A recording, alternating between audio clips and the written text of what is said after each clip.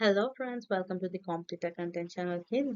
This is Nikta అండి. ఈరోజు మనం సోషల్ చూసుకోబోతున్నాము. దిస్ ఇస్ గ్రాండ్ టెస్ట్ 2 అండి. Okay, let's go to the video. First question, Amazon నది ఏ పర్వతాలలో పుడుతున్నది? సో అమెజాన్ రివర్ అనేది ఏ పర్వతాల్లో పుట్టింది అనేది క్వశ్చన్ అండి ఇక్కడ. And the right answer is option 1, Andes పర్వతాలండి. నెక్స్ట్ క్వశ్చన్, భూమి అక్షం కక్షతలానికి ఎన్ని డిగ్రీల కోణంతో వంగి ఉంటుంది? And right answer is option 2 అండి, 66 1/2 degrees అండి. నెక్స్ట్ క్వశ్చన్, శివసముద్ర జలపాతం ఏ రాష్ట్రంలో ఉంది? శివసముద్ర జలపాతం ఏ రాష్ట్రంలో ఉంది అండి? And right answer is option 3 అండి, కర్ణాటకలో ఉంది. ఇప్పుడు వరకు మా ఛానల్ ఎవరైనా సబ్స్క్రైబ్ చేసుకోకుండా ఉంటే కంపల్సరీ సబ్స్క్రైబ్ చేసుకోండి, లైక్ షేర్ చేయండి. నెక్స్ట్ క్వశ్చన్, ఉత్తర ధ్రువ ప్రాంతాలలో ప్రసిద్ధి చెందిన పక్షి ఏది? And right answer is option 2, గుడ్లగూబ అండి. భూమి ఉపరితలంపై ఇసుక పొర ఉన్నట్లయితే అట్టి ఎడారులను ఏమంటారు? And right answer is option 3, erg లేదా ఇసుక ఎడారి అని అంటారు అన్నమాట. ఓకేనండి. నెక్స్ట్ క్వశ్చన్, ఆల్ హిలాల్ పత్రికను నడిపినది ఎవరు? ఆల్ హిలాల్ పత్రికను నడిపినది మౌలానా అబ్దుల్ కలాం ఆజాద్ అండి. కొద్దిగా ఈ కొన్ని ఇంపార్టెంట్ క్వశ్చన్స్ ఇట్లా అంటే న్యూస్ పేపర్స్ గురించి కూడా అడగొచ్చు. ఢిల్లీ సుల్తానుల కాలంలో దివానీ ఏ అరీజ్ ఏ మంత్రి శాఖ? ఓకే, ఢిల్లీ సుల్తానుల కాలంలో దివానే అరీజ్ ఏ శాఖ మంత్రి అంటే మంత్రి శాఖ అండి. ఇది వచ్చేసరికి మనకి సైనిక శాఖ మాట. దివానే అరీజ్ అనేది సైనిక శాఖ మాట. మన నెక్స్ట్ క్వశ్చన్ అండి, ఏ మొఘల్ చక్రవర్తి కాలంలో ఆంగ్లేయులు భారత్ లో అడుగు పెట్టారు? అంటే ఆ టైంలో ఇండియాకి వచ్చారన్నమాట. ఎప్పుడు అంటే ఆప్షన్ 3 అండి, జహంగీర్ పరిపాలించే టైంలో ఆంగ్లేయులు అనేది ఇండియాలోకి ప్రవేశించారు. నెక్స్ట్ క్వశ్చన్, ప్రపంచంలోకెల్లా అత్యంత శుష్క ప్రాంతం ఏమిటి?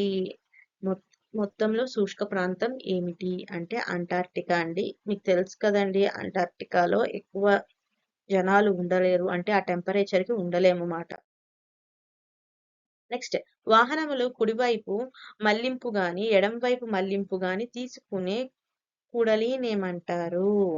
సో దాన్ని ఏమంటారు అంటే ముంజేయి కుడలి. సరే, ఏమంటారండి? ముంజేయి కుడలి. నెక్స్ట్, రాజ్యాంగ సభకు స్వదేశీ సంస్థానాల నుంచి ఎంతమంది సభ్యులు ఎన్నికయ్యారు? And the right answer is మొత్తం 92 మెంబర్స్ అండి. So option 2 is the right answer. Next, సార్వభౌమాధికారం ఒక వ్యక్తి చేతిలో ఉన్న ప్రభుత్వం ని ఏమంటారు? సార్వభౌమాధికారం ఒక వ్యక్తి చేతిలో ఉన్న ప్రభుత్వాన్ని ఏమంటారు అంటే రాజరికం అంటారు మాట. ఏమంటారండి? రాజరికం. ఆప్షన్ 2 ఇస్ రైట్ ఆన్సర్ అండి. నెక్స్ట్, స్థూల అర్థశాస్త్రానికి గల మరొక పేరు ఏమిటి? స్థూల అర్థశాస్త్రం మాట. ఓకేనండి. స్థూల అర్థశాస్త్రానికి గల మరొక పేరు ఏమిటి అంటే ఆదాయ ఉద్యోగిత సిద్ధాంతం మాట. ఆప్షన్ 2 ఇస్ రైట్ ఆన్సర్ అండి, ఆదాయ ఉద్యోగిత సిద్ధాంతం. నేను కొద్దిగా స్పీడ్ గా చెప్పేస్తున్నానండి, ఎందుకంటే అన్ని క్వశ్చన్స్ కవర్ అవ్వాలి కదండి. కింది వానిలో ఆస్తి పన్నుకు ఒక ఉదాహరణ ఏమిటి? ఆస్తి పన్నుకు యొక్క ఉదాహరణ ఆప్షన్ 1 అండి, సంపద పన్ను మాట.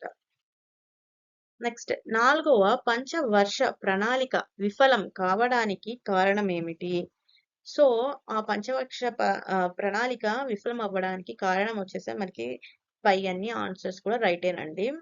ఋతుపవనాల వైఫల్యం ఒకటి, నెక్స్ట్ పాకిస్తాన్ తో అప్పుడు యుద్ధం జరిగింది అదొకటి, నెక్స్ట్ బంగ్లాదేశ్ శరణార్థుల సమస్య. ఈ మూడిటి వల్ల మనకి 4th 5-year ప్లాన్ అనేది విఫలమైంది మాట. So option 4 is the right answer అండి పైవన్నీ. నెక్స్ట్, రైలు మార్గాల సాంద్రత అధికంగా ఉన్న ప్రాంతం. వాటి యొక్క సాంద్రత అధికంగా ఉన్న ప్రాంతం ఏమిటి అంటే ఉత్తర భారత మైదానం అండి. Option 4 is the right answer. Next, Indian science Congress association అనే సంస్థను మహేందర్ లాల్ సర్కార్ ఏ సంవత్సరంలో ఏర్పాటు చేశారు? మహేంద్ర లాల్ సర్కార్ అనే అతను ఏ సంవత్సరంలో ఏర్పాటు చేశారు అనేది క్వశ్చన్ అండి ఇక్కడ. Option 1 is the right answer అండి, 1876 లో ఏర్పాటు చేశారు.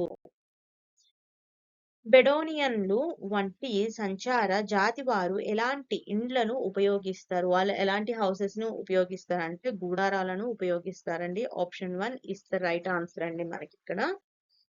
నెక్స్ట్ ఇక్కడ నుంచి మనకి మెథడాలజీ క్వశ్చన్స్ స్టార్ట్ అవుతాయండి. సోషల్. ఓకే. ముఖ్యంగా పరిసరాల విజ్ఞానం 1 నుండి విద్యార్థులను అలవర్చుకునేది ఏమిటి? ఓకేనండి.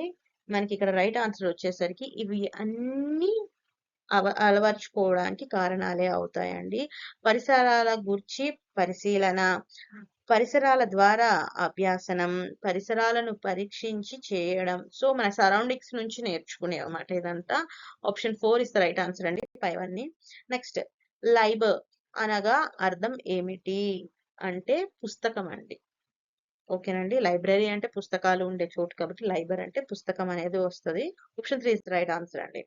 నెక్స్ట్ సహజమైన ఆధారాలను విద్యార్థులకు పరిచయం చేసి వాని ద్వారా అభ్యాసన అనుభవాలను అందించి స్వీయ అవగాహనకు తోడ్పడే విధానం అన్నమాట. అంటే సొంత అవగాహనకు తోడ్పడే విధానాలు ఏ పద్ధతి ద్వారా తెలుసుకోవచ్చు? అంటే ఆ పద్ధతి ఏమిటి అనేది ఇక్కడ క్వెషన్ మాట. అది వనరుల పద్ధతి మాట.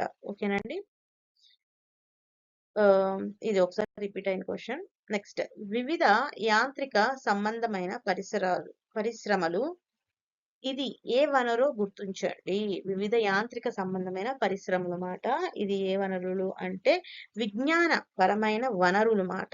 యాంత్రిక వచ్చింది కాబట్టి కంపల్సరీ విజ్ఞానం అనేది వస్తుంది. టెక్నాలజీ విజ్ఞానపరమైన వనరులు. Option 2 is the right answer. ఏ పద్ధతిలో ప్రతి పాఠ్యాంశాన్ని కొన్ని భాగాలుగా వాటి కఠినత్య ఆధారంగా విభజించడం జరుగుతుంది?